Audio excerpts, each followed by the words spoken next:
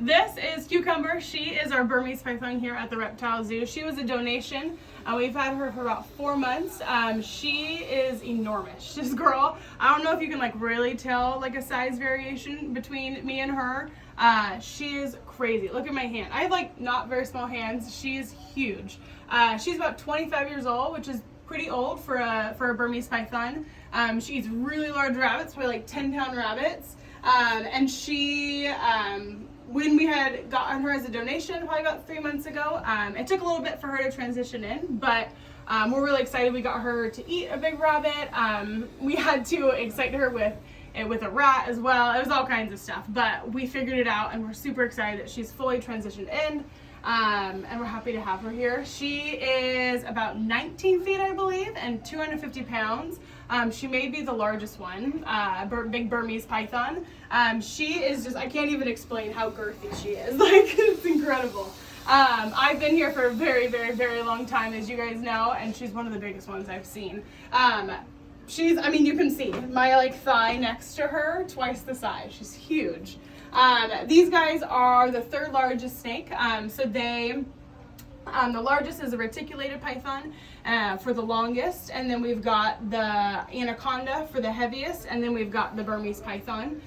These guys are so cool to be able to interact with because they're actually really sweet. So even though she's such a huge Burmese python and she's been interacted with on and off for the last, I mean her whole life, 25 years, she's still be able to, with a little bit of socialization, having us come through and be with her. She's tamed down. She's so sweet. We have to be very aware of her, obviously, but it's been cool to be able to like sort of formulate that relationship. A cool thing is that males are actually pretty small comparatively. So females are quite large, so that they can literally just have eggs. So she can have up to 100 eggs. I believe she's had tons and tons of clutches, which is really cool. So she's produced tons of Burmese pythons herself. But she is a very large one. It'd be interesting to see how many eggs she could produce. But males will be around 10 feet or so, something like that. And then they'll tap out at about probably 100 pounds, and even then that's like a good sized one. So it's cool to see like the size difference in it and temperament difference. Males are usually a little bit more feisty.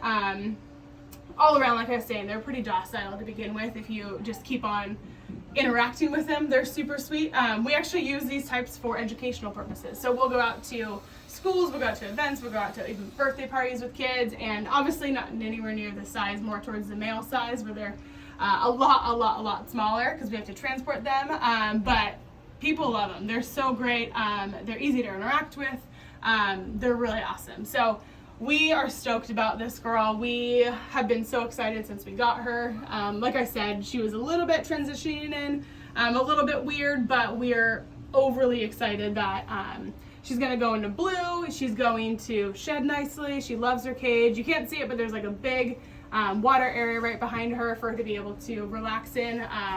That was one of the things they said she loves to do during the summertime. So we're excited to be able to see her transition in and out of all of the seasons and where she likes, where she doesn't like. She's actually even a couple times come up here. I've never seen, I guess our large retics that were in here will sometimes do it, but she got her whole body up top, which I think is, I mean, she's huge. So yeah, she's got a lot of personality, let's just say. So it'll be cool to be able to see that keep on uncovering as we get to know her a little bit more. But we're stoked to have her here.